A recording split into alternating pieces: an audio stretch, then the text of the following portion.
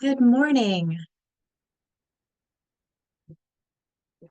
Thank you for joining on this sunny day. We'll go ahead and give folks just a minute to join our meeting room, and then we'll get started.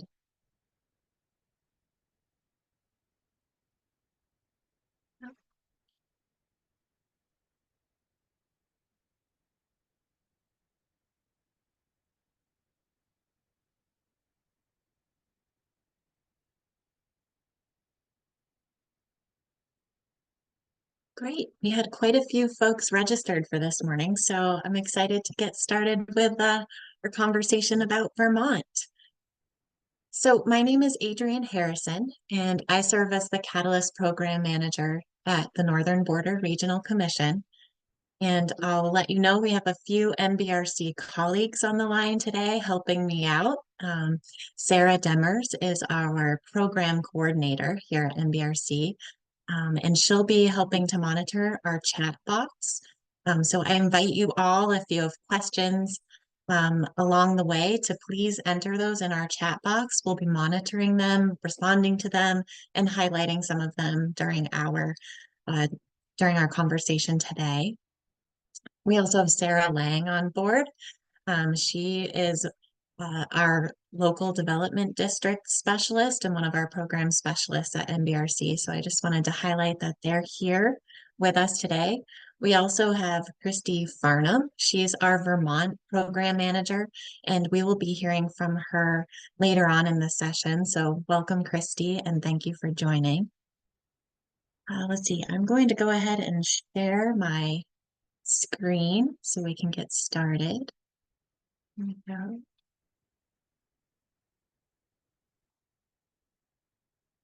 Okay, so here we are. We're here to talk about the Catalyst program, our 2024 funding opportunities. Specifically, this session will focus on information to prepare you for the pre-application. We will go into quite a bit of detail on some of um, our program details, our eligibility requirements,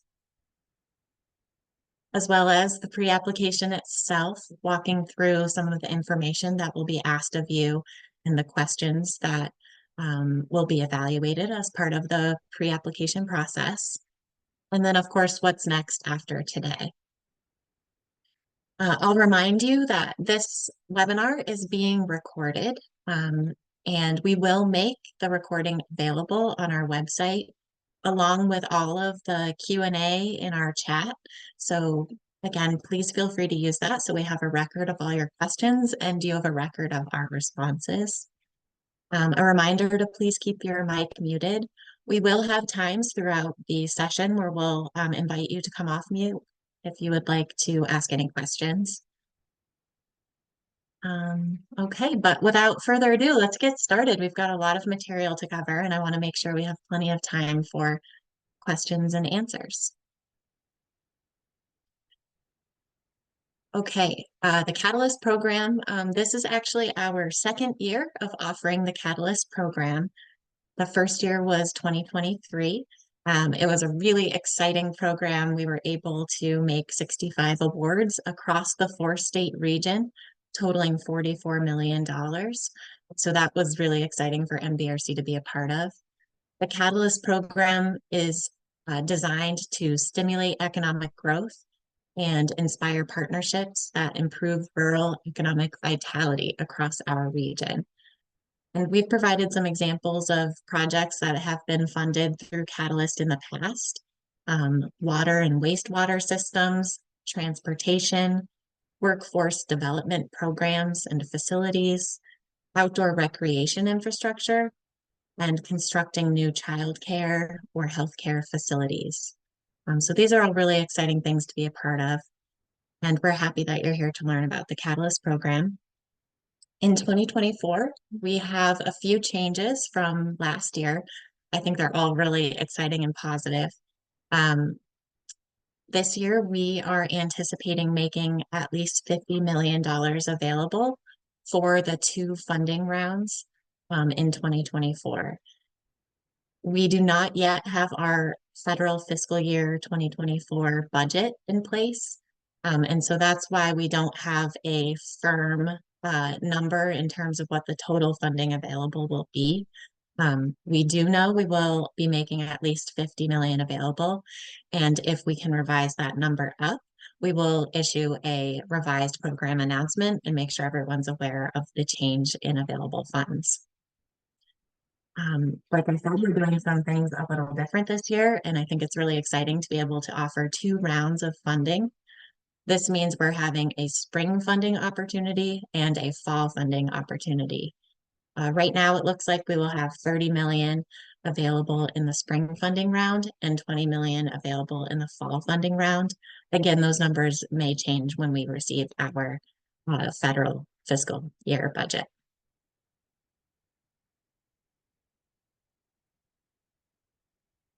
We are talking today about the pre-application process. For anyone that has applied to Catalyst last year or our former program, the SEID program, you may have been familiar with our letters of interest process. The pre-application is replacing our letter of interest process. So there's no more letters of interest. We now have a pre-application. Pre-applications are required to apply for Catalyst funds. And we'll be focusing on the spring funding round in our conversation today. Those pre-applications are due by 5 p.m. on March 15th for the spring. And you'll see we also will have some of our fall dates here as well. NBRC is really excited. Another change this year is we are onboarding a brand new grants management system. This will replace our previous portal system. And we'll talk about that as well. There are some really nice upgrades that are coming with that system. Another change this year, and we'll walk through this as well, all waiver requests will need to be submitted with the pre-application. In previous years, there were different times for different waivers. And we thought it would be easier for everyone involved to have the waivers all due at one time. So they are due at the time of pre-application. And we'll also talk a bit about, again, eligibility, state and NBRC priorities, how your pre-applications will be evaluated, and what happens after the pre-application. So for anyone that may have attended our 2024 programs overview session, some of this information may look familiar, but I'm also going to be digging into more detail than we did during that session. First, we're going to go over our eligibility requirements. So there are really 3 points of eligibility that are important to understand as you develop your project. First, there are only certain locations that are eligible to receive NBRC funding. So this is a slide that shows our NBRC service area. There are over 60, no, sorry, not over, there are 60 counties in our service area across our 4-state region. And those counties are identified in our enabling legislation. And those are the counties that NBRC focuses our distress criteria, our annual assessment of distress on. So as part of our statute, NBRC is required to annually assess the level of economic and demographic distress in those 60 counties. The distress categories that we look at, those include things like the percent of population below poverty level, unemployment rate, and the percent change in population, along with some secondary distress categories that include things like percent of population with a bachelor's degree or higher, median household income, and percent of secondary or seasonal homes. Those are all detailed in our 2024 distress criteria report, which is available on our website. Many things that I referenced today are available on our website. So we'll be sure to share those links and they'll be hyperlinked here in our presentation as a resource for you as well. And so depending on the results of that assessment for each of the counties, a county is designated as either distressed, transitional, or attainment. And it's really important to understand those designations because they uh, align with eligibility to receive funds as well as eligibility for different reimbursement and match ratios. So a distressed county is eligible for an 80% reimbursement and 20% match ratio.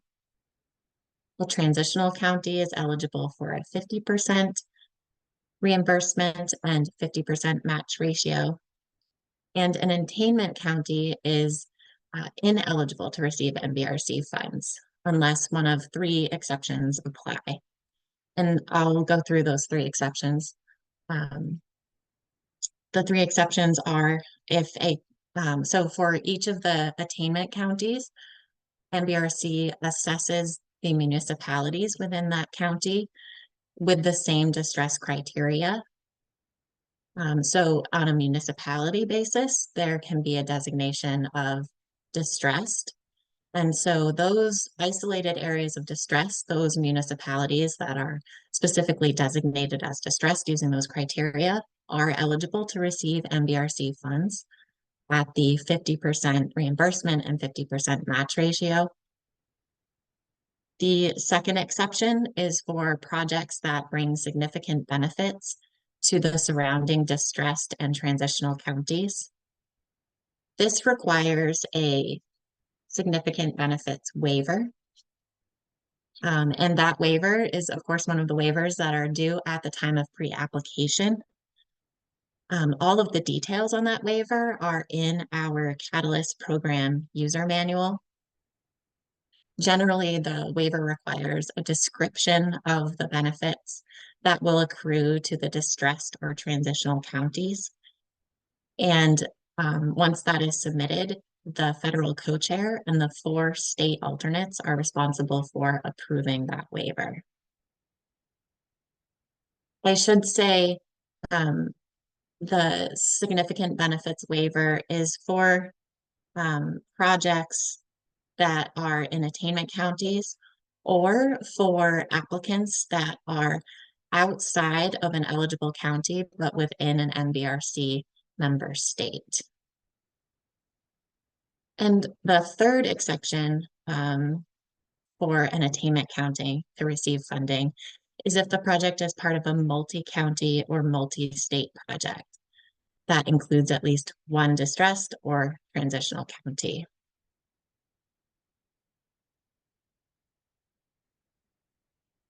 So a quick review of determining your eligibility and match. You'll want to check the NBRC service area and be sure your county where the project will take place is within the service area. And then within that, you'll want to determine if your county of where the project is taking place is distressed, transitional, or attainment, and identify the appropriate reimbursement and match ratio with that location. This is all detailed again in our program user manual, and you can find more about our distress criteria and county designations in our distress assessment report. Okay, the third point of eligibility is determining if you're an eligible applicant or co-applicant. There are several categories of eligible entities to apply and receive for NBRC funds. State governments, local governments, subdivisions of state, such as regional planning commissions, tribes, including federally recognized tribes, as well as nonprofit tribal organizations.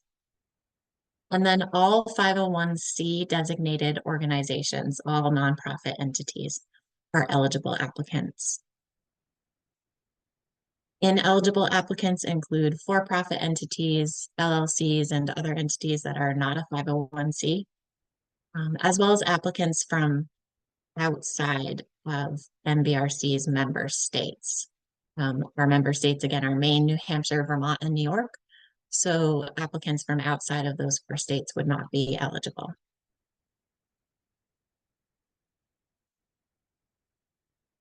When we're reviewing your pre-applications, we're also looking at applicants' with that may have open or active NBRC awards. So if you have had a previous award, the NBRC, you're not able to receive an additional NBRC investment until that current award has both submitted reimbursement requests totaling 75% or more and demonstrated that 75% of the cost share has been expended prior to the pre-application deadline. So that means if you've had an NBRC award, you'll want to confirm that that award is either closed out or has met that 75% expenditure requirement. Something new this year, if you're familiar with this requirement, it used to only apply to the Catalyst program. This requirement now applies across all NBRC programs. So if you happen to have an award with another program, such as the Forest Economy Program, this 75% expenditure requirement will apply to that award. If you have not met that requirement, you can look at applying for a waiver. So there's a 75% expenditure waiver. Again, this is all detailed in our program user manual. Generally, the process includes sharing a narrative about the status and progress of the current award, and the state program is responsible for approving those waiver requests. This would again be due at the time of the pre-application. So if this applies to you, you'll want to submit that waiver.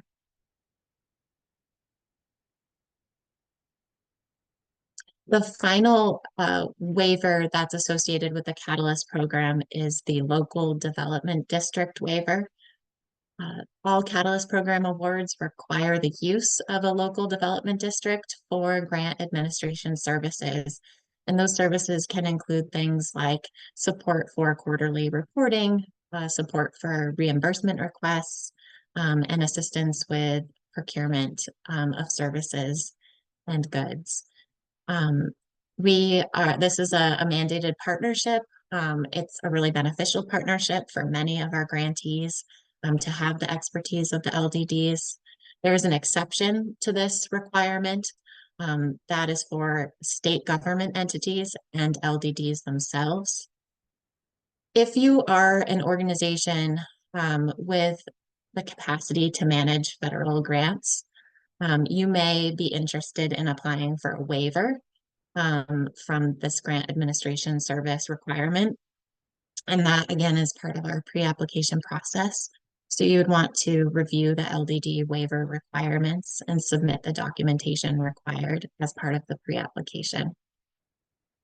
Again, that's all in our program user manual. Okay, moving into eligible purposes and the project categories associated with the Catalyst program. There are sort of two bins of project categories. One is related to infrastructure, and we have four project categories within the infrastructure bin of activities. These are all really well defined in our program manual, so I'm not going to read the definition and our list of examples, but I will just review them here for you. There's basic public infrastructure, transportation, renewable energy, telecommunications. Those are our four infrastructure categories. And on the non-infrastructure side, we have business and workforce development, basic healthcare, resource conservation, recreation, and tourism. Again, very well defined. We're going to talk through how you might classify your project into one of those categories. We get a lot of questions each year about, where does my project idea fit within the Catalyst program? So hopefully walking through these decision support questions will help you understand how your project idea would be classified. And more importantly, the project classification determines the maximum award size for your project. So if you are a non-infrastructure, if your project is classified as non-infrastructure, you're eligible for a maximum award of up to $500,000. If your project is classified as infrastructure, you're eligible for up to $1 million in an award. And there's an additional criteria that your project may meet if it's an infrastructure project. The higher maximum infrastructure award is up to $3 million. So we're going to walk through some decision support questions. These are also step-by-step detailed within our frequently asked question guidance document, which is also available on our Catalyst program page on our website. Okay, you think you may have an infrastructure project, and so these are the two questions you're going to ask yourself to determine if you do in fact have an infrastructure project. Does the proposed project align with one of those four infrastructure categories? And is the proposed project primarily construction? If you answer both of those questions yes, then the project is considered infrastructure by NBRC, and the maximum award is up to $1 million. You'll also want to make sure or check to see if you meet the criteria for the higher maximum infrastructure determination. If you answered no to one or both of those questions, then the project is considered non-infrastructure. The key to our infrastructure definition is that it's construction in support of one of our infrastructure categories. So sometimes you may have an infrastructure category project, but you do not have construction associated with that project. And so that is actually classified as non-infrastructure. If you do have an infrastructure project, here are the key questions for the higher maximum determination. Does the infrastructure project include construction in two or more jurisdictions? So physically, that project has components taking place in two or more municipalities or counties or states. Does the infrastructure project include construction that supports two or more infrastructure categories? So you would again look back to those four infrastructure categories. And if your project includes two or more of those categories, you would be able to answer yes here. If you do answer yes to one or both of those questions, the project is eligible for that higher maximum award. If you answer no to both questions, the project is eligible for the $1 million maximum award.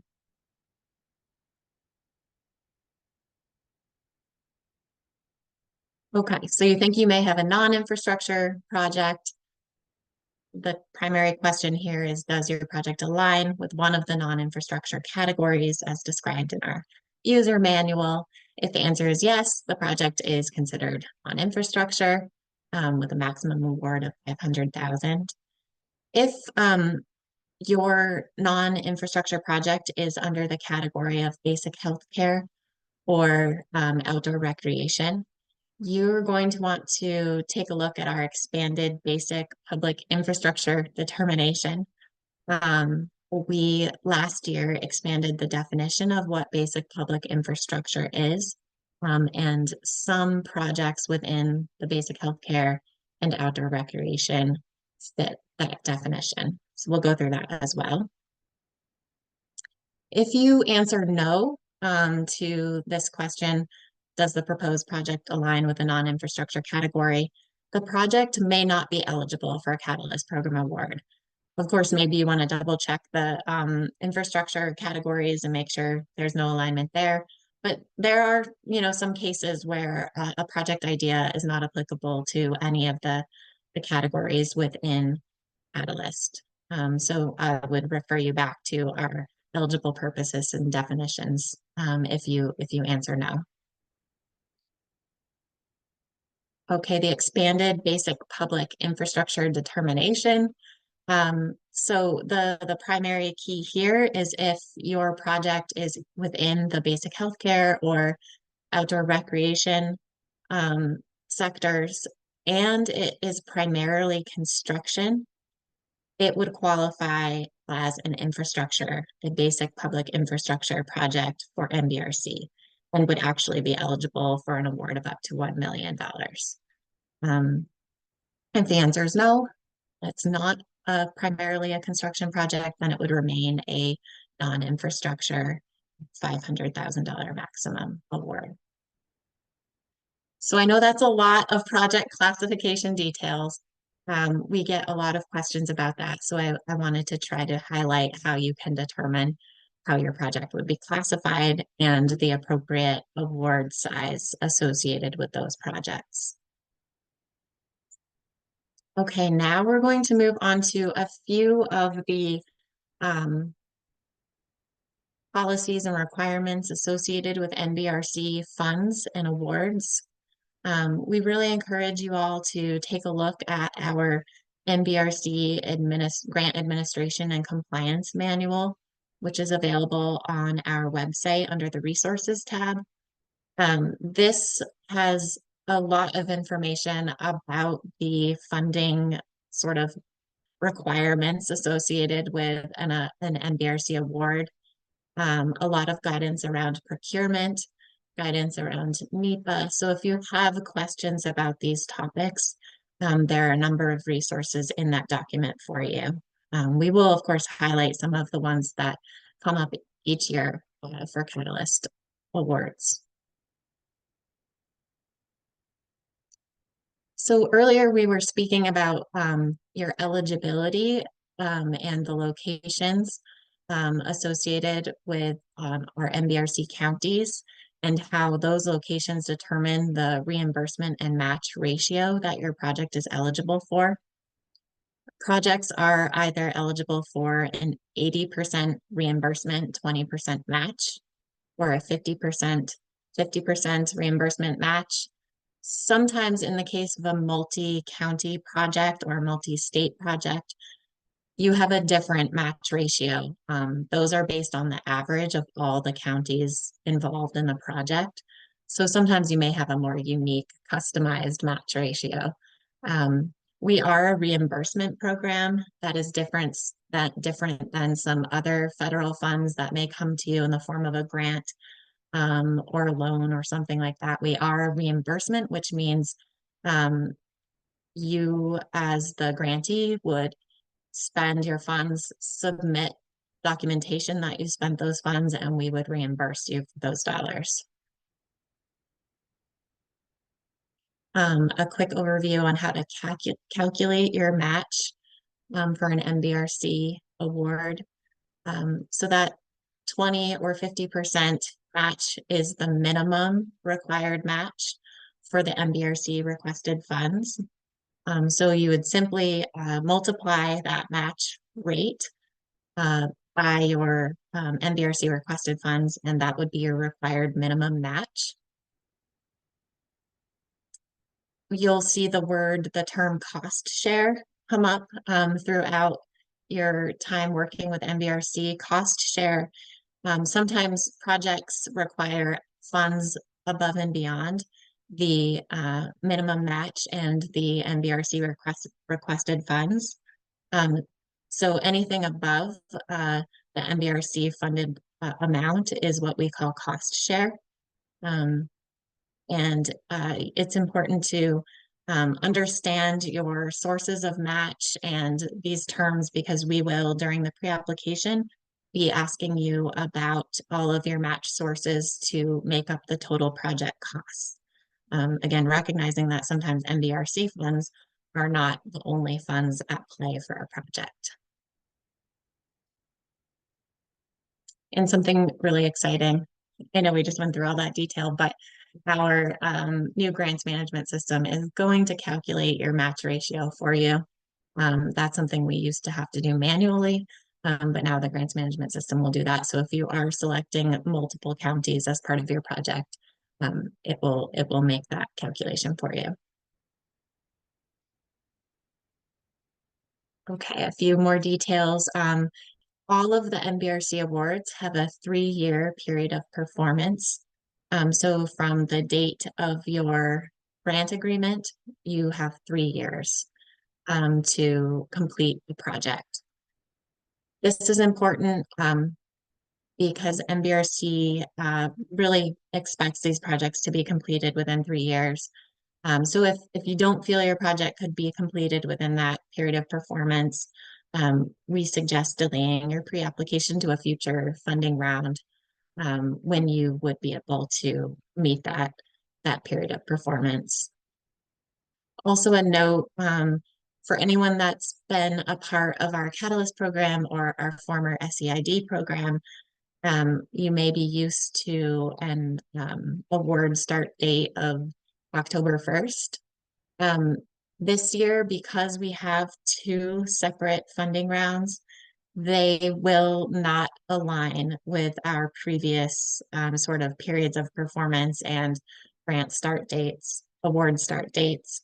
Um, Roughly, we expect, this isn't inked out yet, but we roughly expect spring awards to have a start date of September 1st and fall awards to have a start date of January 1st.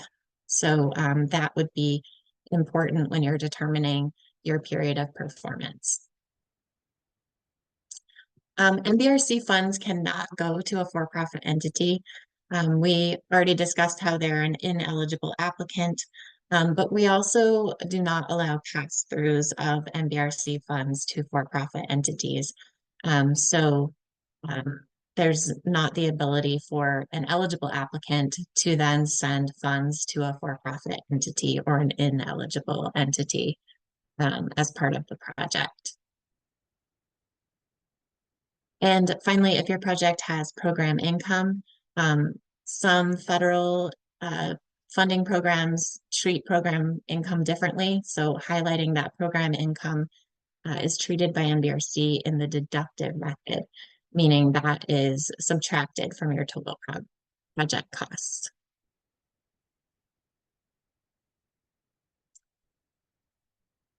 Some, again, continuing with some unique elements of NBRC funds.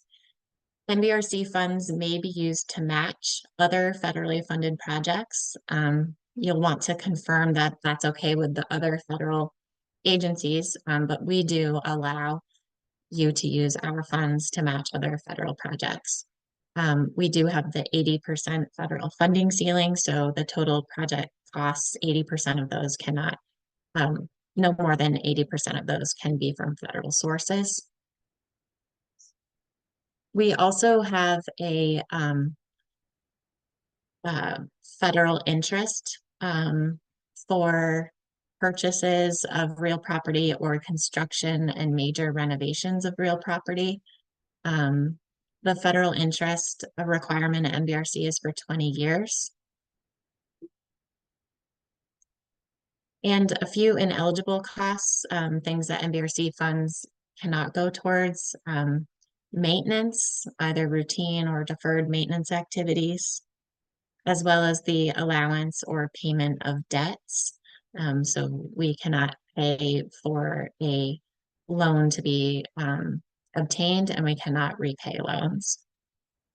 Of course, you can refer to our user manual for all of these funding details. I'm just highlighting a few of the ones that are common questions or issues that come up in the Catalyst award process. This, of course, is far down the road from the pre-application, but in terms of planning for a project timeline, I wanted to highlight the nuance of receiving a notice to proceed from NBRC before spending or committing any NBRC or matching funds. So that really means you need permission from NBRC. Really, the notice to proceed is that certification that the project is ready to go and has met all of the federal requirements before you can begin work on your project in terms of spending funds or putting contracts in place for services. You are able to go out to bid for services or look for the best cost for products and equipment you might need, but you're not able to commit those funds in terms of signing a contract or again, actually paying for services before you receive this notice to proceed. And one potentially time-consuming element of receiving that final notice to proceed is completing our National Environmental Protection Act, or NEPA, environmental review process. And again, in terms of just being able to plan for costs and plan for a timeline, I've highlighted here the three sort of typical situations our projects typically align with. The first is a categorical exclusion. The categorical exclusion typically applies to projects within our non-infrastructure, non-construction type of work. Um, those are projects such as workforce training, education programs, things that do not involve any construction, physical sort of in the ground work. And those categorical exclusions, those generally take on the order of weeks, a few weeks, and do not usually need a budget associated with them. So if your project really doesn't have any construction or sort of in the ground disturbance, I would say it's likely to apply as a categorical exclusion. The next is a categorical exclusion with some sort of consultation. So maybe generally your project applies, but you're also looking to renovate a historical building, and you need to consult with the um, Historic Preservation Office. And so that can take a little longer to complete that consultation process, up to a few months. Sometimes there are requirements associated with that consultation approval. Um, Not usually, a high budget item, but just sort of, good to budget $1,000 to $3,000, if you think there may be some sort of historical resource component of your project. And then the most in-depth environmental review process we typically see is the environmental assessment. This generally applies to our larger construction projects, anything that is really on the ground disturbance. And that can take anywhere from 6 to 12 months.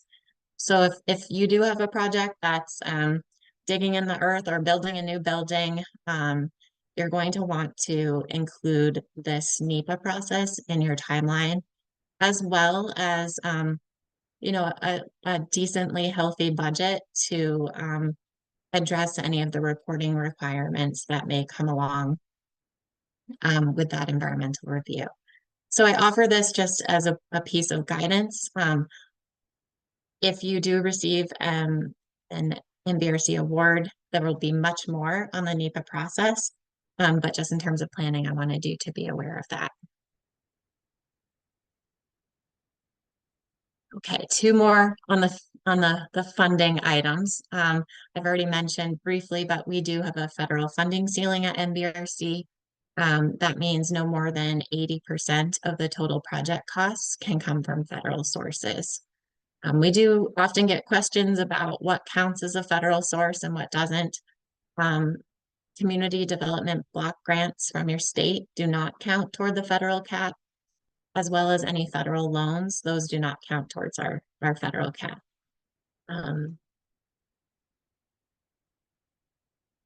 And lastly, there is Build American, Buy American Act that was enacted in 2021.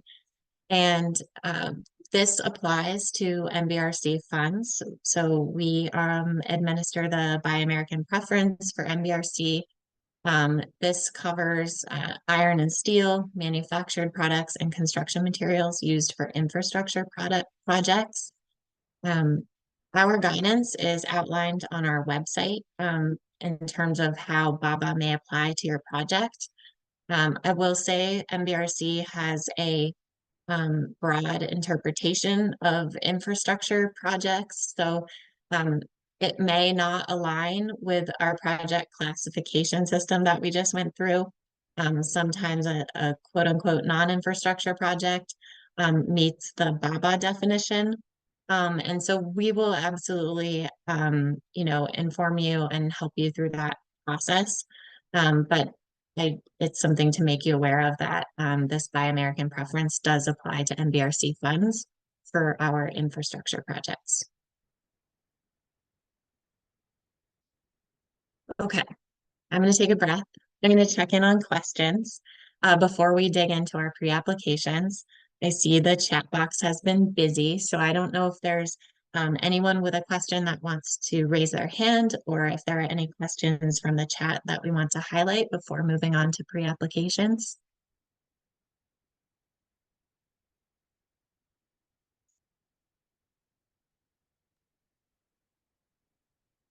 Hey, Adrian, Allison had a question that I wasn't sure how to answer.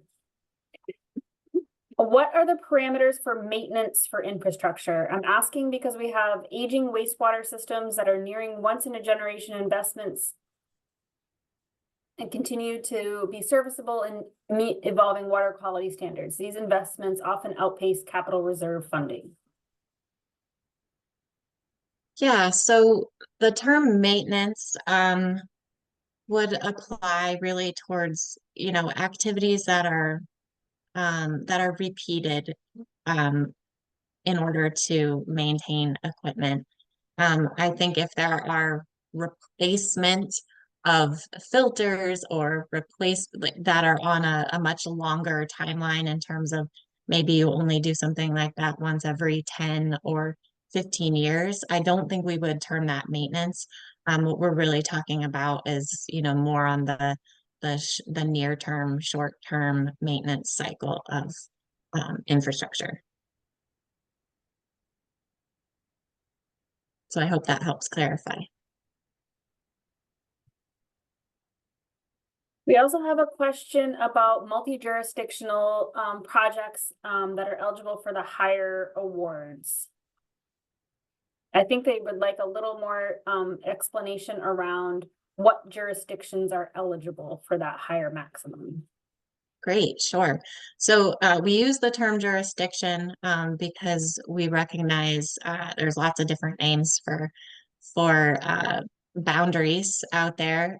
When we say jurisdictions, we're typically talking about municipalities, which could be villages, towns, cities, as well as counties or states. So those are typically what we're thinking of in terms of jurisdictions. If there's something different that's outside of those that we've outlined, I encourage you to reach out through admin at nbrc.gov with your specific situation and we can review that.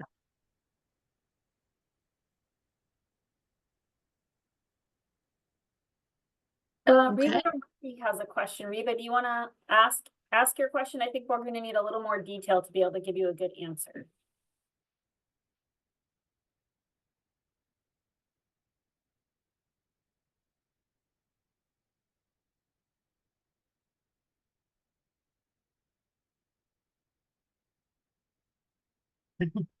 Okay, Reba said she can't unmute. Okay. Okay. Will Catalyst funds cover startup costs for a qualified infrastructure construction project? I think we need to know a little bit more about what you mean by startup costs. Yeah, I would agree. So maybe it can elaborate in the chat and we can come back to that. Great. Thank you, Sarah. No problem. Okay. So here we are, pre-application details. This is probably why we're all here. So I'm going to walk us through our timeline, the process, our requirements. I'm also going to invite Christy to come on and talk about the state role in pre-applications, and then we'll go through what to expect sort of after the pre-application. So here we are. This is our spring funding timeline. If you're curious about the fall funding opportunity, that timeline is also available on the Catalyst program page of our website. So you can certainly review those dates. But for the spring funding opportunity, here we are in our program information session week. We anticipate the online pre-application system opening later this month. And here our due date is March 15th by 5 p.m. Really noting the 5 p.m. piece, some federal funding opportunities, many of them close at 11:59 p.m. of the due date. However, we have a 5 p.m. cutoff date. Again, we've been over the waivers that they are all due with pre-application. If they apply to you as a applicant or to your project, you'll want to submit those. And we NBRC and our state program partners have committed to a quick turnaround of reviewing those pre-applications. So you should hear a response to your pre-application during the week of March 25th. It might be March 29th, but we're still really committing to getting that to you that week, maybe earlier. And in terms of the process, we do require all applications to be submitted using our new online management system. And hopefully some of the information I go over today will answer some of your questions about what will be required as part of that. We will also be making detailed guidance available for accessing the system, registering for an account, and responding to the pre-application questions. So we will be making resources available. We will likely offer some time to get online with us as well so we can go through the system. I just want to really highlight that this is a new system and we are making all the information available as soon as it's available to us. And some of the required information you'll be asked for when you register for an account as an applicant or a co-applicant. You'll be asked for your organization information, including contact names, your address, and you'll identify the type of organization you fit. So you'll see the list of all those eligible applicant types that we went over earlier, and you'll select which one applies to your organization. You'll also be asked for your unique entity ID or your UEI number. This is not required to register and it's not required to submit pre-application. However, it will be required to receive an NBRC award. So if you do have one already, then please include that as part of your registration and pre-application. If you do not have one, that is okay. You may want to look into the process through sam.gov of registering and receiving that UEI number. Again, we will provide more information about this registration process and a step-by-step guide as soon as we have the ability to go through and access that and give you that information. And once you are registered, you will have access to our pre-application system. And if you're interested in Catalyst, you can put together a pre-application for Catalyst. If you're interested in one of the other funding programs from NBRC, you would have access to submit a pre-application for those as well. So it's all one system and you'll have access to all of the funding opportunities available from NBRC. If you've applied for Catalyst funds last year, if you've been part of our Catalyst program before, some of this information will look familiar. While it's a new name and it's a new system, a lot of the information we ask for is the same. So you'll be asked to answer a few questions about you as an applicant.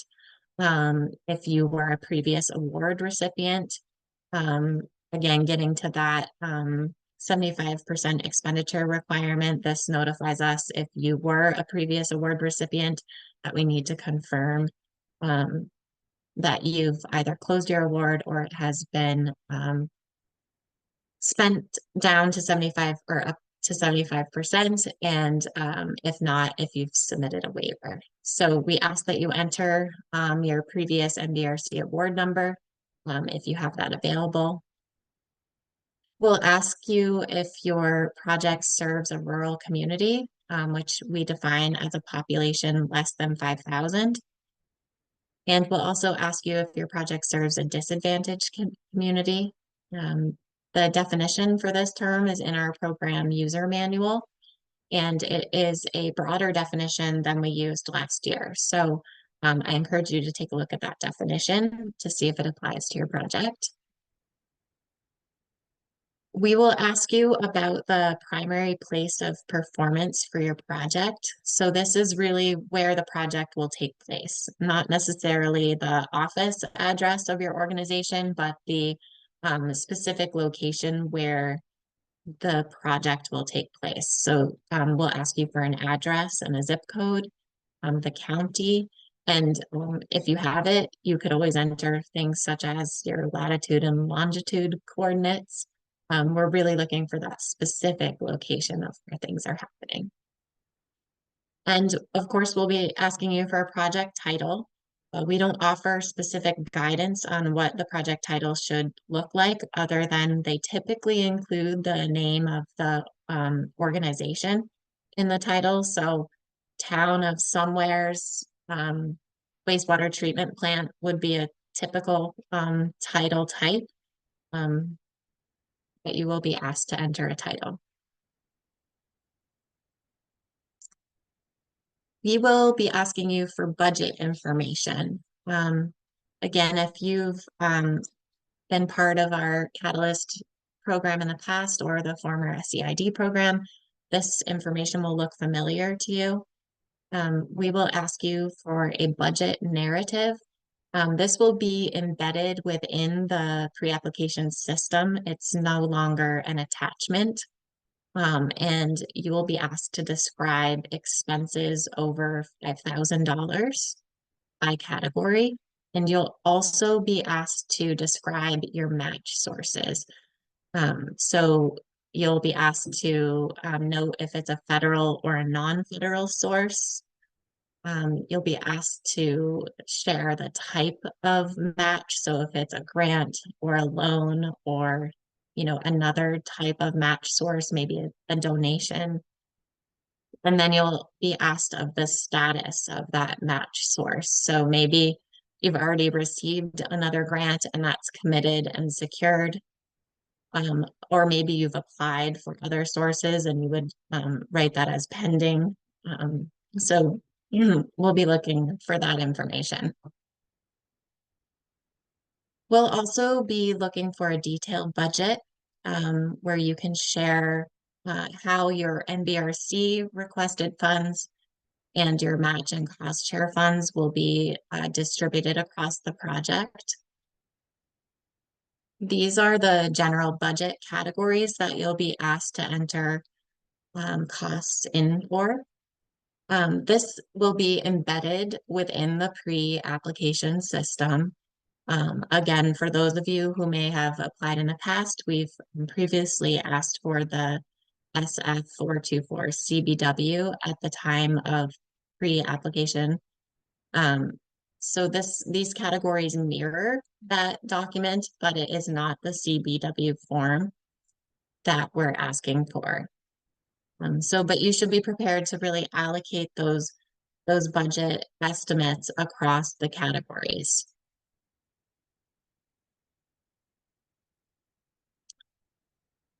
Okay, we're going to go through all of the narrative questions that are part of the pre-application. All of this information I should have let you know earlier will be added to our program user manual for Catalyst.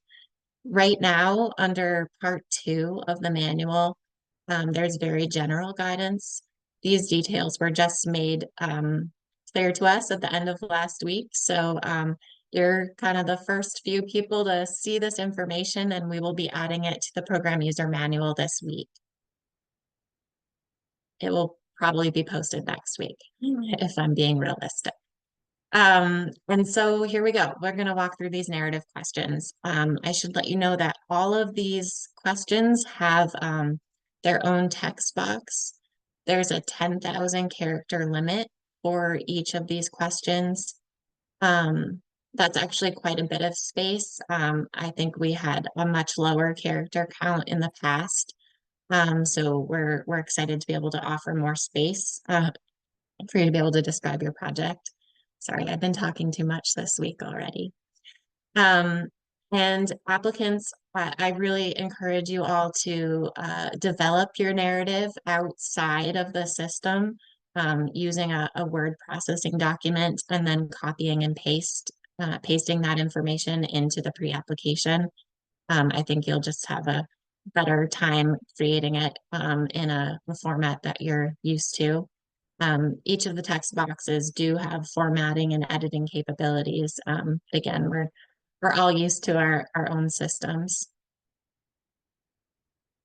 Okay, the first narrative question is the project abstract. Here we're really looking for a summary of your proposed project, what project categories apply to your project, and how, does your project address those categories.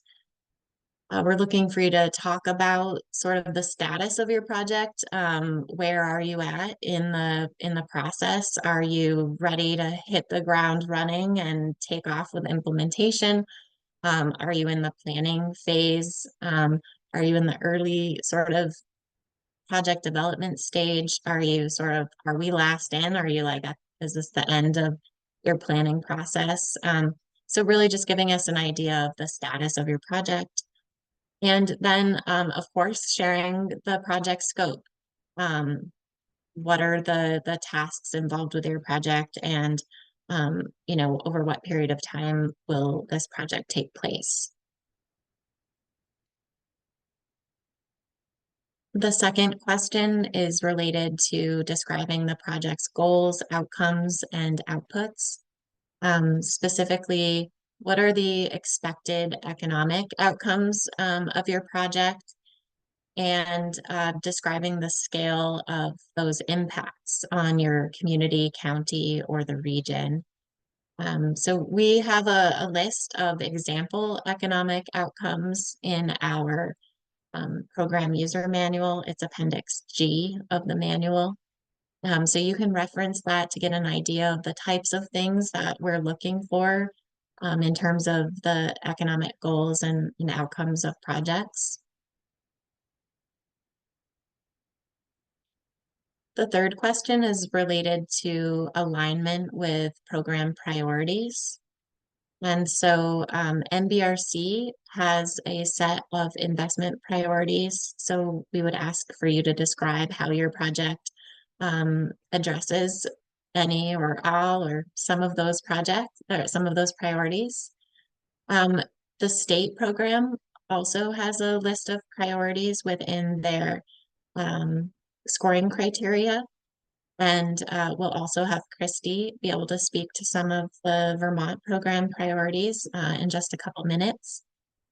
And so this is really your opportunity to talk about how your project addresses those program priorities. The fourth question is around who benefits from the project and providing that community context for this project.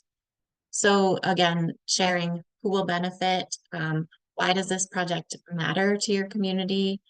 And if it's applicable, being able to describe how the project serves or benefits rural communities or disadvantaged communities. And also, if it's applicable, how the project supports community resilience and improving a community's ability to address weather and climate impacts.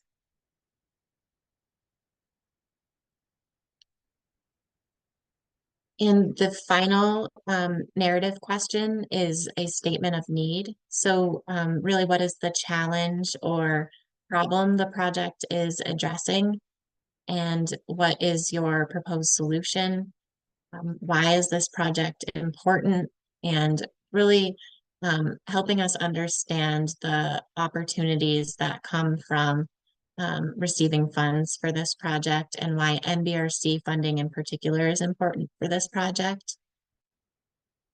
This is also the place, if your project does qualify for the higher maximum infrastructure funding amount, we ask that you describe how that project meets the criteria.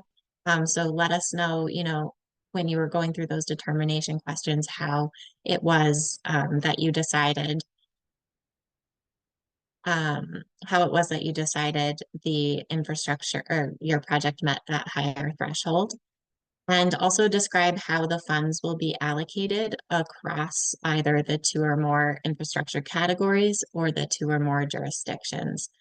So this is really an important element of accessing that higher maximum infrastructure award size, is to help us understand how your project meets that.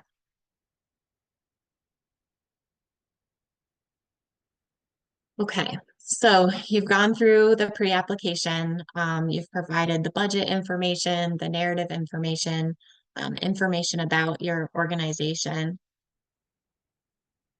And now we're on to submitting, and NBRC and the state programs will work on evaluating those pre-applications. As I mentioned, we are looking at eligibility. So NBRC will review pre-applications to be sure that the project is eligible, the applicant is eligible, and the location is eligible. And the states will be considering the project's alignment with our program priorities. And so as part of that process, we'll also be looking at the costs and benefits associated with a project, as well as the benefits provided to the broader community and the region. Those two align really well with the narrative questions that we've asked you to respond to as well.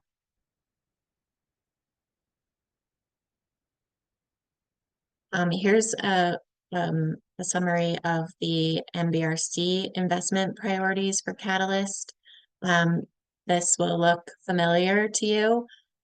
We used these last year. And so again, we're looking for projects that can demonstrate benefits to rural communities and disadvantaged communities, projects that address multiple needs, and looking for applicants to be able to demonstrate efficiencies gained from including multiple categories in one project.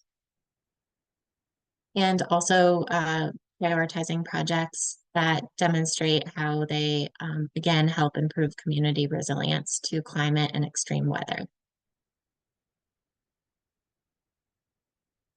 Okay, I am going to invite Christy to come online and talk a bit about the state program's role. And I also have the Vermont scoring criteria available to share as well. Great, thanks so much. Can you hear me okay?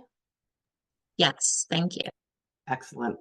So my name is Christy Farnham. I work for the Agency of Commerce and Community Development within the Department of Economic Development. As you learned earlier, Vermont scores the applications, reviews the applications, and prioritizes these NBRC investments. And I serve as the state program manager to coordinate those activities. And this is work that I've been involved with since 2019. So that work includes project development. So for Vermont, that's sort of the collaborative effort at the state and local level that includes like feasibility considerations, budget and timeline development, and the realistic development of those things, the partner engagement, capacity and resource building, and solicitation of project placement on the regional project prioritization list. And we'll dive into that a little bit further once we get into the scoring criteria. but the regional project prioritization list is available on our website, on the agency's website.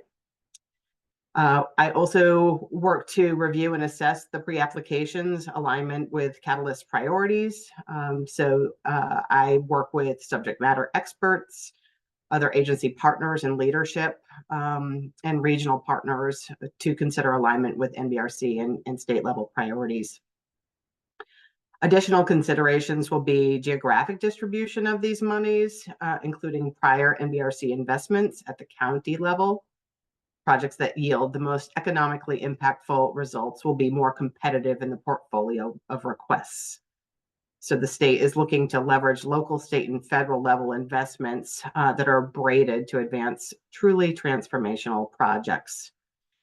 When we get down to the work of issuing the invitations to apply, I'll coordinate with my NBRC counterparts, and I'll also provide feedback to pre-application and application submissions, both to those that are invited to apply, where I feel like the application could be bolstered, or for unsuccessful submissions that could be enhanced for a future competition round.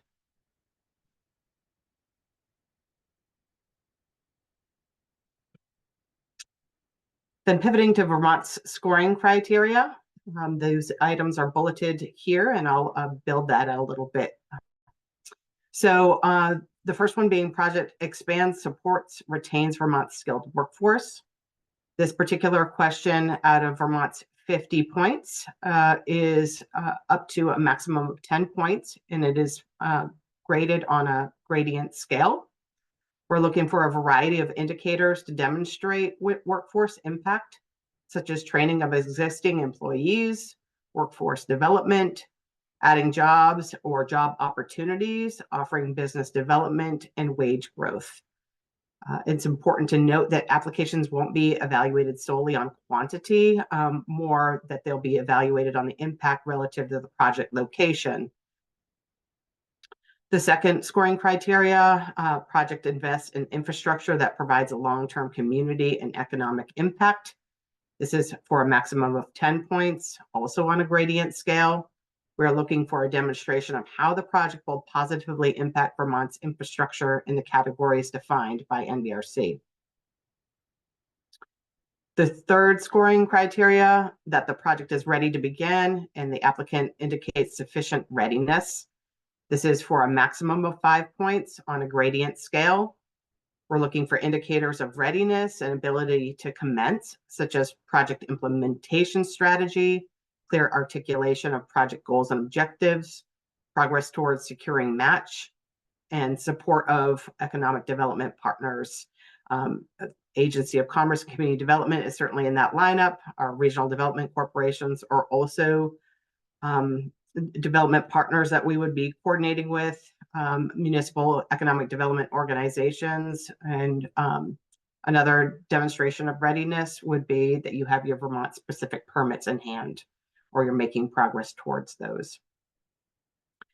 The next scoring criteria is project location. Is the project located within or directly benefiting an opportunity zone, a state designated downtown, or a village center? This is for a maximum of 5 points on a gradient scale. We're looking to advance efforts within or adjacent to opportunity zones, designated downtowns, and village centers. The next scoring criteria is whether the project is a priority of the region, as identified with the input of the Agency of Commerce and Community Development, our Regional Development Corporation, and our Regional Planning Commission partners through the regional project prioritization lists. This is for a maximum of 10 points, dependent on priority ranking. We are evaluating the region's promotion of priorities at the local level. This holding a coveted slot on the list isn't required to participate in an NBRC competition. However, not being featured as a priority puts up to 10 points out of reach in a 50-point maximum rubric as decided by Vermont. Information on the purpose and the use of the regional project prioritization list is available on our website, inclusive of the published calendar year end 2023 list. If you are not featured in the current list but desire to be in a future publication, you should be in touch with your regional development corporation on steps necessary to be considered. And the next scoring criteria is whether or not the project support and contributes to the priority that projects be transformational, attract new business or retain existing businesses, be geographically distributed, across the state and encourage capital investment and economic growth. This is for a maximum of 10 points on a gradient scale. We're looking for a demonstration of transformational impacts, such as regional impacts on workforce development, supply chain improvements, stability improvements to areas with fragile economic conditions, or a sector-wide impact that will benefit other businesses. Broadly speaking, you're encouraged to incorporate the feedback and recommendations advanced throughout the project development, pre-application, and application stages to bolster the competitiveness of your ask. You're also encouraged to consult prior grantees with like projects to recipe share and replicate project successes. It is also recommended that you self-score against the available scoring matrix to inform the viability of your proposal. Thank you. Thank you, Christy. So much thought that goes into developing the priorities for each state, and I really appreciate you going over them. Okay, so we've gone over the NBRC priorities. We've touched base with our Vermont state program. You've submitted your pre-application, and now you're waiting for a response. Like I said, those will come during the week of March 25th from NBRC, and you will likely receive one of these 3 responses, either an invitation to apply, any feedback that may be available, as well as information on the next steps for moving into the application phase. You may receive a response that is a recommendation to resubmit your project in a future funding round, as well as feedback that may be available for your project. Or you may receive an ineligibility determination, meaning there was some component of your project that was determined to be ineligible. So hopefully we don't get any of those. I know we've spent a lot of time today on the eligibility pieces. And if you continue to have any questions, you are always welcome to reach out to NBRC about eligibility factors. And so in terms of what's next for you, take this information, review our program user manual, the compliance manual if you're interested, the details that are available on our website as you work towards developing your project. Make sure your project is eligible. Self-classify your project so you understand your award size opportunity. Self-evaluate your project against these priorities and criteria that we've outlined here today, so you have a feel of how your project is in terms of competitiveness. And if needed, you can reach out to your state program manager or NBRC if you have further questions about alignment with priorities or again, eligibility. And what's next for us? We are working on getting that grants management system information out and available to you all. And we will also be updating our program user manual with the details from today's session on the pre-application. And so what's next for you? To ask any questions that we may not have been able to resolve today, especially around the pre-application process. And if you have questions in the future, we do have this email address, admin@nbrc.gov. There's a number of folks that monitor this email inbox, so you're likely to get a faster and high quality response from this address. So please use that for future questions that you may have. And with that, I will open up the floor to anyone with questions. Adrian, one of the last questions that came in was roughly what percentage of applications get funded? I know that probably varies, but do you Yeah. have a sense? I mean, that stat used to be at the tip of my tongue. I'm not sure why it's not coming to me, but last year we received 280 letters of interest, roughly. And I think we invited around 180 to 200 to apply. And then we received, I think, 180 roughly applications, and of those, 65 were awarded. So I don't have the percentage off the top of my head. It is consistently an oversubscribed program, meaning there are far more dollars requested than we have available to award. And we do allocate our funds. One thing I didn't mention, we do allocate our funds equally across the 4 member states in the Catalyst program. And so a portion of the full available funds for 2024 will be dedicated to Vermont projects. We don't know that amount right now. As I said, our federal budget is not available yet. And so once we do have that amount, we will also highlight what amount of funds are available per state. And just to clarify, the number of awards made last year that you just quoted was for all 4 states, correct? Correct. Yes, thank you. Yeah. If When you're should, curious, go I'll ahead. just highlight, if you're curious about awards that have been made in the past, it can be really useful to take a look at previous awarded projects. Those are available, so you can go to the Vermont page on our nbrc.gov website, and you can see all of the awards that have been made in Vermont for the last few years. At the Vermont Um, level, we were only able to fund about a third of the applications that we received last year. Thanks, Christy. When should they expect the manual to be updated, and when do you think slides will be posted? Thank you. Was really well done. Yeah, so we will attempt to post slides. We definitely this week. We might even be able to get Vermont's up today or tomorrow. So definitely by Friday for slides.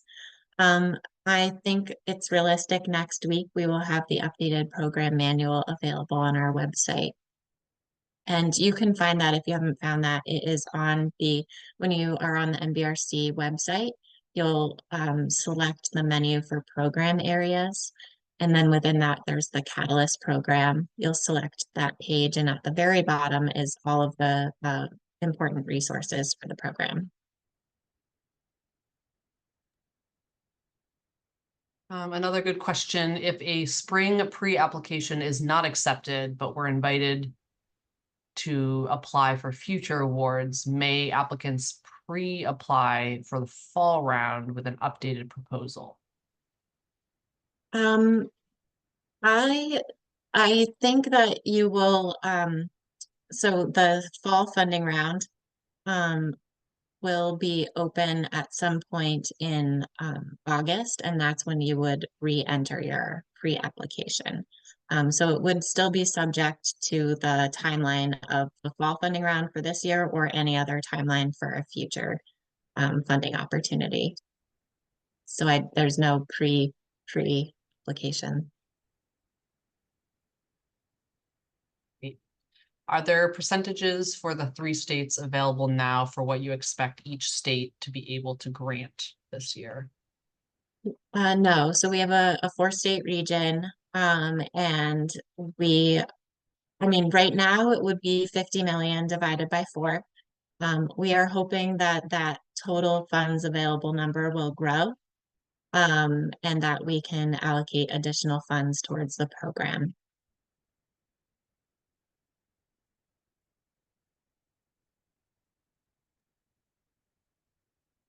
Great. I think those are all the questions that most of the questions were answered in the chat. So Great. Thank you for all that work behind the scenes with the Sarahs.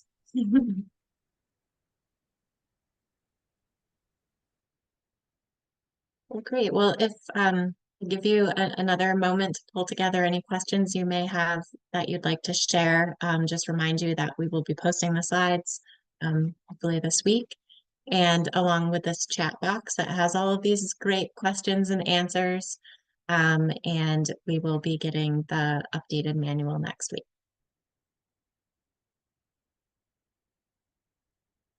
Okay, well, I don't see any hands going up. So with that, I really do want to say thank you for taking time out of your day to learn about the Catalyst program. If questions do come up, feel free to use that admin@nbrc.gov email address, and we'll be able to answer those for you. Thank you, everybody. Thank you so much.